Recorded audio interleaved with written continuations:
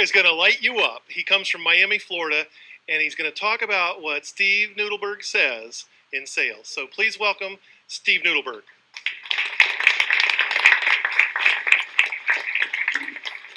Thank you, guys. Just some housekeeping before we get started. This is a pretty special place. I got here early today. Jerry took me around, and to know that this kind of content was being given for free, I thought was pretty amazing. And so congratulations for all of you for taking advantage of it. Number two, I want to thank my friends from Bank United who have been a client of mine for 3 years. I've worked with their sales teams in each one of their markets in the state of Florida, and I love you guys, so thank you. So they asked me to speak today about selling in the new millennium. So everything that you've heard today is very valuable and should be part of your toolbox as you're building your business.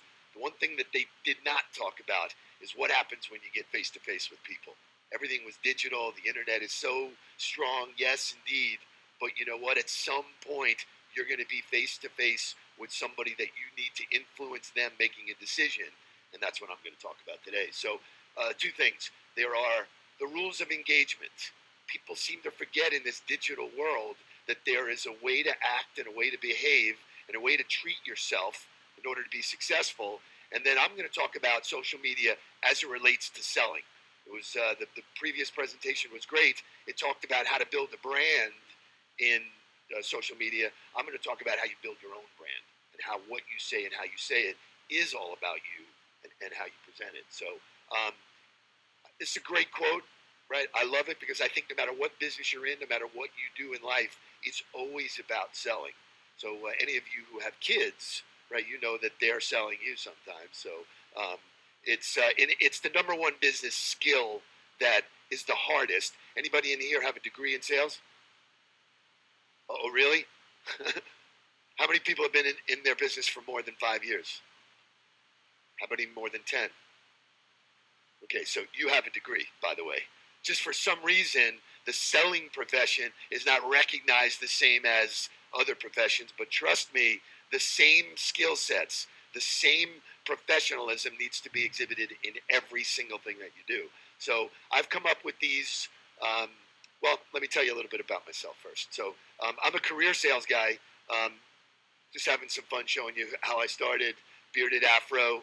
I was fortunate enough to be in the cellular phone craze. We built a $70 million cell phone company that I had 100 salespeople, and I heard every excuse you could possibly hear from those salespeople, but had an awesome time, and then continued to be impressed with other salespeople and the science and the art of selling. It is truly an art. So by hanging around other salespeople and traveling around, I know that most salespeople are thinking about money, right? So it's really, the game of sales is all about what's in your head. And you can choose whether you're going to be successful or not. It's that powerful. So thoughts become things. What you think about is exactly what's going to transpire. And most salespeople defeat themselves before they walk out the door.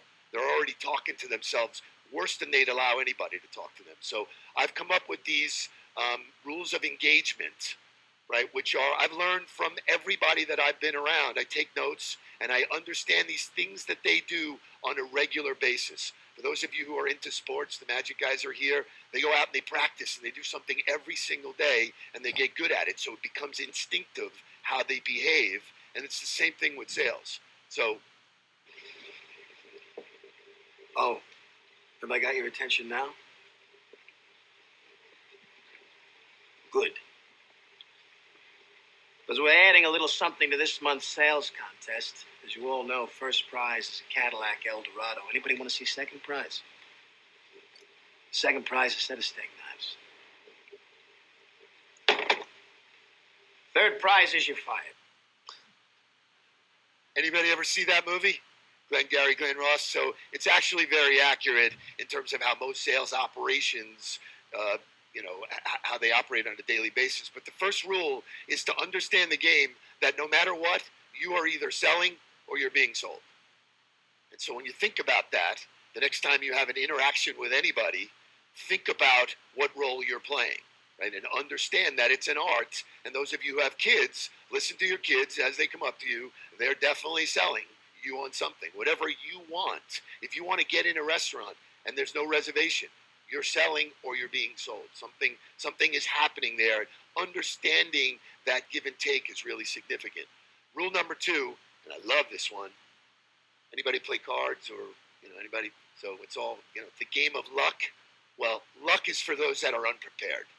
Okay, so in my office, if you say to me when I'm walking out the door to go to an appointment, hey man, good luck, right? They got to put $20 in the jar. Because that means I wasn't prepared enough. I'm waiting for it to happen by chance. And trust me, all of the things that people said today, all of those tools are things that you need to be prepared about. Football teams do not take the field without being prepared. They spend all week watching film and preparing, knowing their opponent. In sales, most people don't have any clue who they're going to talk to, what they're all about, and it's really a chess match. You need to be very educated. Rule number 3, classic scenario. I find this, the teams I work with all over the country. If you do not believe in your product, don't sell it. Find something else to do. Because you absolutely have to believe in what you do. It will come out. That lack of integrity. I've been selling the better part of my adult life. I've sold many different things, but at the end of the day, I've always sold myself. And I believe in myself, and I believe in the trust and everything that I'm transferring to people. So I believe that I'm going to do the right thing by somebody. And that doesn't always happen. And each of you, for sure, has a scenario when you've dealt with a salesperson that you did not trust. And you knew that they didn't believe in their product. Number 4, it is what it is. Salespeople, people in business constantly come up with excuses. Oh, it's Sunday, nobody's working. It's a holiday, it's Thanksgiving, no one's going to be around. It's raining out, so I'm not going to be busy, right? It is what you want it to be. It will always be that way. So if you want to make an excuse and say, wow, we're in a recession and the economy's bad, it's bad for you. You made it bad, right? And that's how the media treats it. They make you believe that it's bad. But always understand, no matter what you want to believe, it always is what it is. My favorite one of the day. If you take one thing away from being in business, networking is only one letter away from not working. So if you think that you can be successful in your business sitting in your underwear at your house, probably not going to happen. At some point, you're going to need to go deal with a bank. You're going to go need to deal with somebody who's making your product somehow, some way. It's always about who you know, always. So I have 2 boys, right from the get-go. I have them in social media connecting with people. They have huge huge relationships that they can call on at any time in any state, always thinking about networking. So I could talk for 3 hours on how to work a room like this. Most people have no idea. You've seen that guy that goes and he can't even pay attention to you. He saw it to you. Here's my card. Here's my card. Oh, there's somebody else. So obviously that's not the way to work a room. Building real, strong, quality relationships every single day is the best way to be successful in sales. Rule number 6, and you're proving it out by being here. Warren Buffett said this: the more you learn, the more you earn. It's that simple. I'm a student. I read religiously about success stories and failures. I've learned from some of the greatest failures ever. They've taught me things about myself. They've taught me things I've learned from other people. So if you decide to learn, and you did today, you came for free, when you invest in yourself, really, really, really good things happen. Number 7. So this is an interesting one. When you leave here tonight, I want you, the first red light that you get to, I want you to pull up to the light, I want you to look to the right, and I want you to look to the left and tell me if any of those people are smiling. Nobody smiles anymore. It's unbelievable wherever you go. And it is the number 1 habit that if you get good at it, right? I have all of my salespeople, when they're on the phone, they look into a mirror. Because otherwise they're like laying there, they're multitasking, doing all kinds of stuff. I go, you would never do that in front of anybody. Why would you do it? And it comes through. So if you learn how to smile, and just think about this. If we were having a knockdown, drag-out fight, and then I just stood there and smiled at you, look at what you did. What did you do? You smiled back, right? It's the easiest way to build relationships, but nobody does it. So we're going to talk a little bit more about habits. So I want you all to close your eyes for a second, and I want you to go back in time to the first day that you went to work in whatever field that you're in now, that first day, and really own that feeling. And then I want you to open your eyes and say, well, what did I do that day? You probably would have jumped in the water. You would have done anything to be successful. You just thought the future was bright, but now fast forward 2 years later, and you're all jaded and you have stuff that's going on. You're not acting like it's your first day. You see new people that come on board, and they have all kinds of energy and all kinds of excitement about what they do. The professionals get that excitement every day. And that's a whole nother module that I've worked with Bank United on, is how to be a 10 every single day. Because the reality is you need to be a 10, right? All the people in your business deserve it. All of the people in your life, your parents, your kids, everybody. So it's all about having that first day excitement. Rule number 9. So does anybody know how many seconds there are in a day? So I'm glad you said that. So this is a really great statistic. There's 86,400 seconds in every single day. Nobody's getting any more, and nobody's getting any less. Period. We all have the same thing.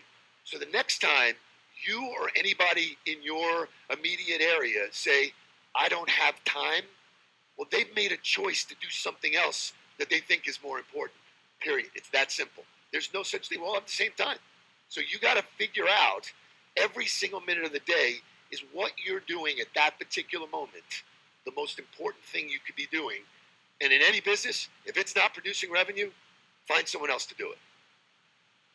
So it's all about time. So this is my favorite habit. So everybody works from 8 to 5. Would you agree with that? Just about? It's a pretty standard thing. Well, some people work more, but, right? So watch this. Winners work from 5 to 8. So think about that. So if you think about what time you get up in the morning, think about it. Anybody? What time you get up? Yeah. You get up at 5, okay? 6 o'clock. Anybody earlier than 5? 6? 4:45? My friends at Bank United, what time do I get up? I get up at 3 o'clock every day. I have more time in my day than most other people, and that was a choice. I want to be successful. I do more before 6 o'clock than most people do all day, right? That's how I built my business. Those are the habits I've gotten into, and this is steadfast. If you get up 1 hour earlier every day, just think about that. It's going to add 30 hours a month, right? 30 hours a month you're going to add. It's almost a full week that you're going to add. And think about, what would you do with that 30 hours? What would you do? I get great answers when I do this with people. It's great. What would you do if I gave you 30 hours more? Okay, so you'd learn, right? Anybody else? Say again? You do office work? Okay. Some people I hear, they go, I'm going to run. I love this one. They go, I'm going to spend more time with my kids. And I go, why are you even going to work? The number one thing you should be worried about is spending time with your kids. So what's the point? Like, you got to rearrange your priorities in time. So, and the easiest way to do that is an hour a day. I'm fortunate enough to work out in a gym with this gentleman. Right, I've watched his career when he played at the University of Miami to right up to now being, as big a star as you get. And this was his quote one day. We were just sitting there talking, towels around us, sweating. And what I got out of it was, I'm not the smartest guy ever, and I won't ever be, but nobody's ever going to outwork me, ever.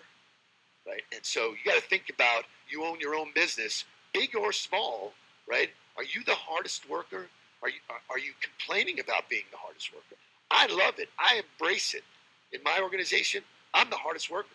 I told you, there is nobody here that's going to outwork me ever, right? I took that same skill set and I installed it in my son.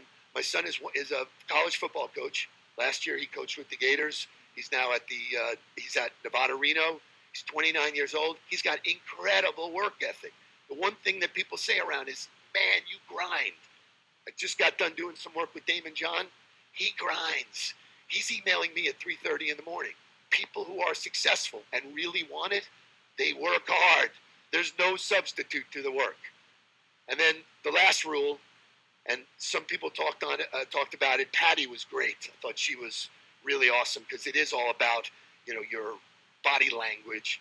People are just standing there like, oh, it's the end of the day. I can't believe I got to do this. Or, it's all about what you give out. So how you look, what you wear, all of those things go into your personal brand.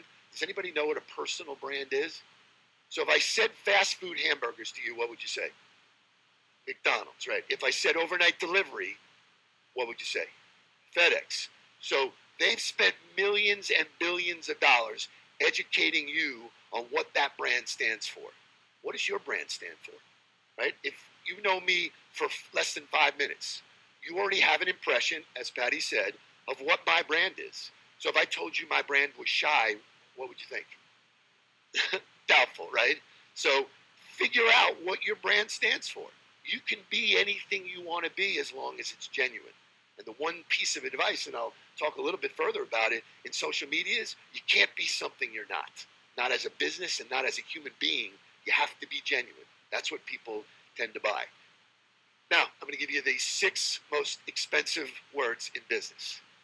We've always done it that way. So there's another jar in our office that if someone says, come on, we've been doing it that way forever, $20 in the jar. We give all the money to charity, right? But the reality is that comes out a lot. People get baked into their habits, into what they've done for a while, and they don't innovate, right? So one of the things we talk about with Bank United, they can change the way banking is done. They're my banker. I haven't been in a bank in 4 years. Banking doesn't make me money. It's part of how I do my, a necessary evil on how to transact business. They've taken all of that away from me. They have made it absolutely painless for me to handle those transactions. So they're innovating.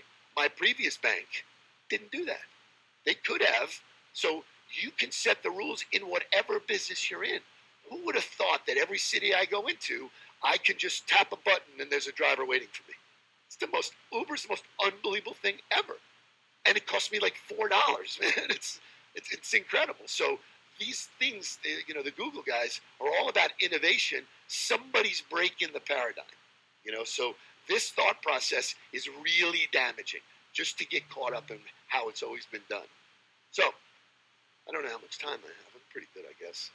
I'll zip through the social piece. So the social piece, as it relates to selling, just get a look at this slide and understand the amount of activity that happens every single minute, right, online. It's incredible. So, you heard from the Google guys, you heard from, all the other guys. There's a lot happening on the internet. Well, what piece of real estate are you going to get for yourself? Not for your company, but for yourself. Because we just talked about personal brands. And so when we were talking about before, that you never post for your business as you, she's right, but you post for yourself about you. So for me, I have a team of people that do my company on the ball. They manage all the social media. I am not the voice for my company. I'm my own voice. And so I have managed to build my own brand, and all I do is take all the stuff that On the Ball does, and I share it. So now it looks, wow, man, look at all the stuff. Look at all the content. Look at all the stuff that's happening at my company. So the number one question when it comes to all of this is, well, can it really help me sell anything?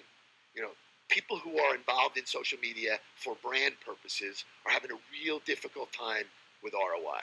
Spending money, I hired a team of people to do it. Where's my return on that investment? How am I getting money back? Well, as an individual salesperson, it has made being a sales guy so easy, right? And I'm going to show you how. So there's this thing called social selling. Anybody ever hear that term? Okay, so what would you think that would be? Anybody? What would you think social selling would be? Close, okay. Creating relationships, sure. It's using all of the social media channels, right, in an effort to try and sell your product or service. Could be, but here's the greatest part about it. Social selling is actually not about selling at all.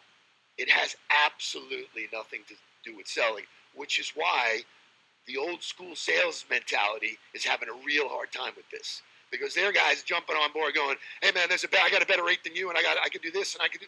That's not what people buy. At the end of the day, right, if you don't like me, the chances of you doing business with me are what? None. Zero. Think about it the last time you bought from somebody that you didn't like. So all social media gives you is an opportunity to talk about the things you like so that you can align with the other people that like all the same stuff.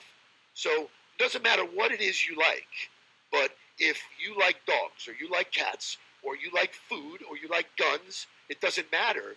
If you were able to do business with all the other people who like guns, going to be pretty good, high shot of you doing well, right? So social media gives you the opportunity to own what you love and just connect with people who do the same thing. So in the old days, salespeople would go into an office and they take a quick look around the guy's office and they go, wow, he went to this school, or he's a fisherman, I see something on the wall, whatever. Look at pictures. You don't have to do that anymore. It's all there for you. It is so easy to understand all of the things talked about in the beginning of the presentation. You have to understand who you're trying to sell to. This is a transparent world. Everything is right there for you to find out. You can know everything there is to know about your customers. So for me, I'm pitching all day long and posting all day long about the University of Florida. Number one, I went there. Number two, my son's a coach there, right? What are the chances of me doing business with other University of Florida people? Pretty good. So not so good with Florida State, though. So I'll tell you quickly what social selling is. Social selling is customer service. Social selling is public relations, all built into one. It's loyalty building. It's collaboration. People are talking about the problems they have in their businesses. And if you listen, you'll be able to be the one who solves their problem. So what a great way to be in business is if you have a solution for somebody's problem and you already know that they're telling you about the problem, there's no category that this is not happening in. So it is universal that all of this stuff is happening. And obviously, you've all been to a Chamber of Commerce meeting or something like that. Those are an hour or two, and you got to drive to them, and it's hard to really. Networking happens 24 hours a day. I do more networking and connecting with people at 3 o'clock in the morning, and I'm done. All done. I don't have to worry about it the rest of the day. So this social selling phenomenon, I'm going to give you my rules. You know, there were great rules. Everything you heard today is really, really good. You know, and I speak all over the country. Today was really a great lineup of information. But these are my rules. You got to listen. Really, really good people in business, listen, because somebody's going to give you all the clues if you pay attention. We talked about it before. You got to put content. You got to be able to share stuff about you. I share stuff about, I was all over social media today saying I was here. I've already gotten 3 inquiries from other events who said, you know what, I heard about you before. I'd really like to talk to you about speaking at my event. I didn't do anything. All I did was post on there that I'm here, and I'm proud to be here. It's about relationships. This is a doozy. Think before you post. If you're going to go out to happy hour, no social media. Because anybody who tells you that it's going to go away and they can erase it, they're lying. It's there forever. And I have seen some stuff that is mind-blowing. Like, really? You thought of that? So, my time is getting a little fuzzy, so I'm going to kind of flip through some of this stuff and get to the number one idea. And this was an idea that I installed maybe 3 years ago with Bank United, right? And don't get scared off by the fact that they're a big bank. I deal with 15 people in each of the branches. So this works across every single business. As a matter of fact, when I presented the idea 3 years ago, I was so nervous presenting it because it seemed so simple to me that if I presented it, they would go, wow, we paid this guy to do this?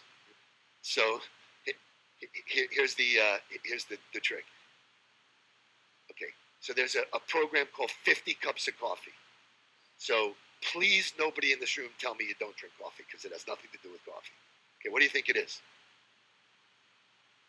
So we have every single person in that bank, up and down the state, has a rolling list, written list of 50 people that they want to have coffee with. Not 50 people that they want to sell to, 50 people that they are interested in having a dialogue with. So now I'm talking about, if you have kids, the coach, right? You have no idea what's going on with your coach. You don't know what business he's in. Hey, let's grab a cup of coffee. What happens when you have a cup of coffee? Do you bring brochures? Of course not. Why coffee and not lunch? Too long and too expensive. It doesn't make sense. I could sit at Starbucks and do more business in 3 hours than anybody's going to do in a week. Boom, boom, boom, on every 45 minutes. And the people that I'm reaching out to have a cup of coffee with are senior people in the marketplace. I live in South Florida. Cancer treatment plans of America just moved into the area.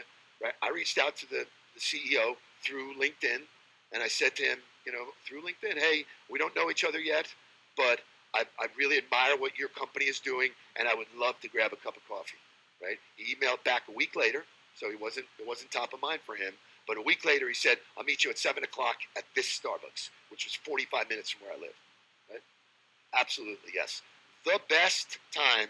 I learned so much from this guy, right, for nothing, for the price of a cup of coffee. So I didn't go there to sell him anything. What did I go there to sell him? Me. He now knows me, knows what I do. So as a business owner, you should be selling all the time. So speaking of time, I only had a short time today, so I hope you enjoyed. You can follow me on social media, at Nudelberg, just about across everything. I do send out a morning quote. It's called Steve's Quote. Today was a doozy on your behalf. And it is a little piece of information that can frame up your day. So thank you for having me. It was really fun.